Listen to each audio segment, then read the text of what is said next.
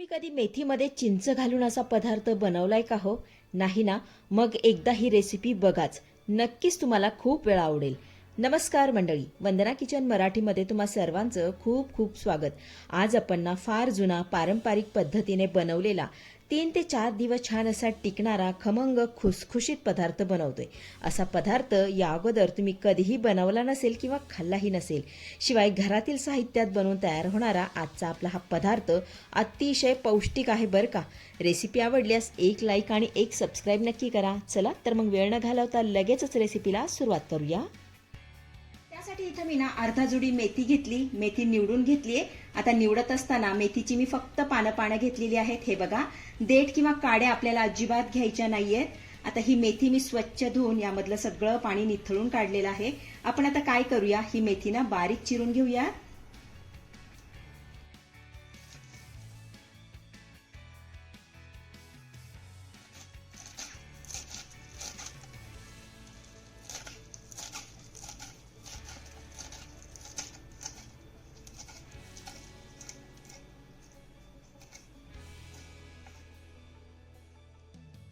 इथे बघा, आपली ही मेथी ना मस्त अशी चिरून झालेली आहे. आता यामध्ये ना आपल्याला बारीक चिरलेली कोथिंबीर घालायची आहे. त्यानंतर चवीपुरतं मीठ यामध्ये घालूया. त्यानंतर 1 चमचा लसूण घातलेल्या हिरव्या मिरचीचा ठेचा यामध्ये घालायचा आहे. पाव चमचा लाल तिखट घालूया. पाव चमचा हळद. पाव चमचा ओवा. सोबतच अर्धा चमचा यामध्ये आपण जिरे घालूया.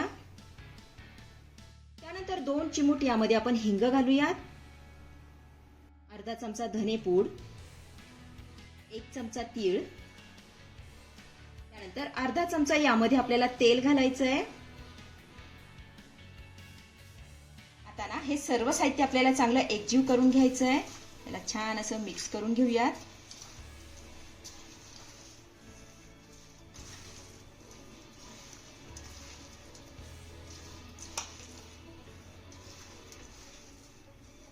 तर इथे आपलं सर्व साहित्य छान असं एकजीव करून झालेलं आहे. आता सर्वात महत्त्वाचं म्हणजे यामध्ये ना आपल्याला 2 ते 3 चमचे चिंच आणि गुळाचं पाणी घालायचंय. यानेच आपल्या ह्या पदार्थाला खूप छान अशी चव येणार आहे.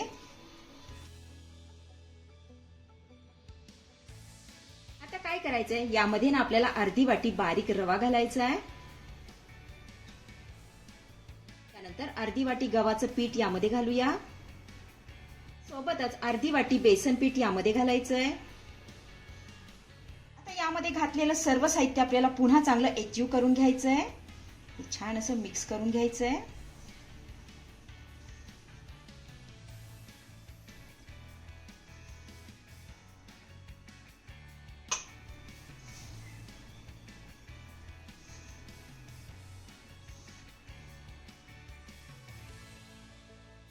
इथे सर्व साहित्य आपलं चांगलं मिक्स करून झालं की यामध्ये ना आपल्याला अगदी थोडंसं पाणी घालायचंय आणि याचा घट्टसर गोळा मळून घ्यायचा आहे.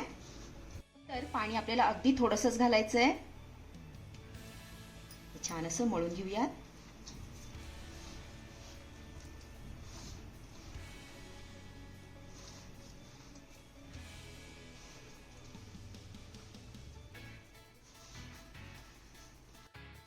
तर हे पीठ ना मी मळून घेतलेलं आहे. हे बघा, इतकं घट्ट मी मळून घेतलंय. आता यामध्ये ना आपण रवा घातला होता, त्यामुळे हे पीठ ना भिजण्यासाठी आपण थोडा वेळ बाजूला ठेवूया. साधारण 10 मिनिटांनंतर यावरचं मी झाकण काढतीये. हे बघा, आपलं हे पीठ चांगलं मुरलेलं आहे. आपण आता काय करूया, यामध्ये ना थोडंसं तेल घालूया आणि हे पीठ पुन्हा चांगलं मळून घेऊया. याला पुन्हा छान असं मळून घ्यायचंय.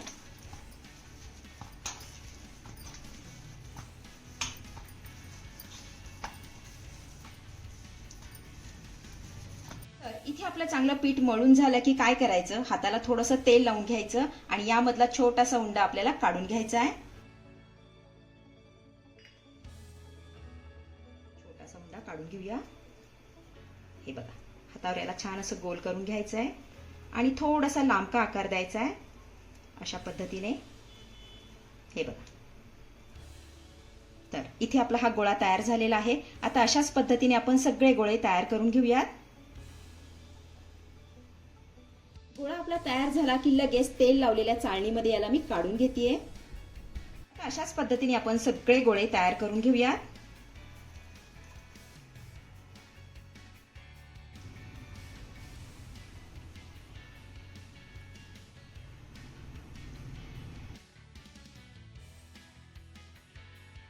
तर मंडळी, तुम्ही आपल्या चॅनलला अजूनही सबस्क्राईब केले नसेल तर पटकन सबस्क्राईब करून घ्या. आणि हो, तुम्ही माझी रेसिपी कोणत्या भागातून बघता हे देखील मला कमेंट करून नक्की सांगा. तर इथे आपले सगळे गोळे बनवून तयार झालेले आहेत. तुम्ही याला ना मुटकुळे सुद्धा म्हणू शकता. आपण आता काय करूया, हे मुटकुळे ना वाफवून घेऊया. त्यासाठी कढईमध्ये पाणी देखील चांगलं गरम झालेलं आहे. आता ही चाळण ना यामध्ये मी ठेवून घेतेय. त्यानंतर यावरती ना आपल्याला झाकण ठेवून मीडियम फ्लेम वरती याला 10 मिनिटं चांगलं वाफवून घ्यायचं आहे. तर इथे 10 ते 12 मिनिटं झालेली आहेत. यावरच मी झाकण काढतेय. त्यानंतर याला हात लावून बघायचा आहे. हे बघा, माझ्या हाताला कुठेही पीठ चिटकत नाहीये, म्हणजे आपले हे मुटकुळे चांगले वाफवून झालेले आहेत. गॅस बंद करूया आणि हे मुटकुळे ना पूर्णपणे थंड करून घेऊया. तर इथे आपले हे मुटकुळे ना पूर्णपणे थंड झालेले आहेत. आता हे मुटकुळे थंड झाले की झाकणाच्या डब्यामध्ये भरून फ्रीजमध्ये ठेवायचे. 3 ते 4 दिवस छान असे टिकतात, अजिबात खराब होत नाही. हवं तेव्हा तुम्ही याला फोडणी देऊन खाऊ शकता, तळून खाऊ शकता, किंवा असेच खाल्ले ना तरी सुद्धा खूप छान लागतात. आपण आता यामध्ये काही मुटकुळे तळून बघूया. त्यासाठी कढईमध्ये तेल देखील आपलं चांगलं गरम झालेलं आहे. आता यामध्ये ना आपल्याला मुटकुळे सोडून तळून घ्यायचे आहेत. तर सुरुवातीला ना 5 ते 6 मुटकुळे यामध्ये मी सोडतीये.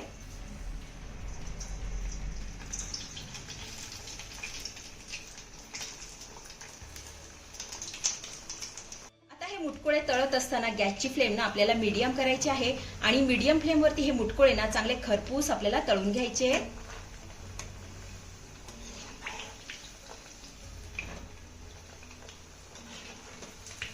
तर इथे तुम्ही बघू शकता मुटकुळ्यांचा रंग बदललेला आहे, छान असा सोनेरी रंग आलेला आहे. तर आपले हे मुटकुळे ना खरपूस असे तळून झालेत. काढून घेऊया. आता अशाच पद्धतीने आणखीन काही मुटकुळे मी तळून घेणार आहे.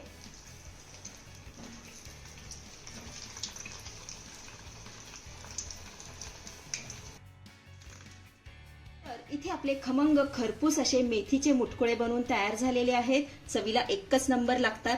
अतिशय साधी आणि सोपी रेसिपी आहे, नक्की करून बघा. तर मंडळी, कशी वाटली आजची रेसिपी? आवडली आहे का तुम्हाला? आवडली असेल तर लाईक करा, शेअर करा, सबस्क्राईब करा आणि हो, शेजारीच असलेलं घंटीचं बटन दाबून ऑलवर क्लिक करा, जेणेकरून माझ्या येणाऱ्या नवीन रेसिपींचं नोटिफिकेशन सर्वात आधी तुम्हाला दिसेल. धन्यवाद.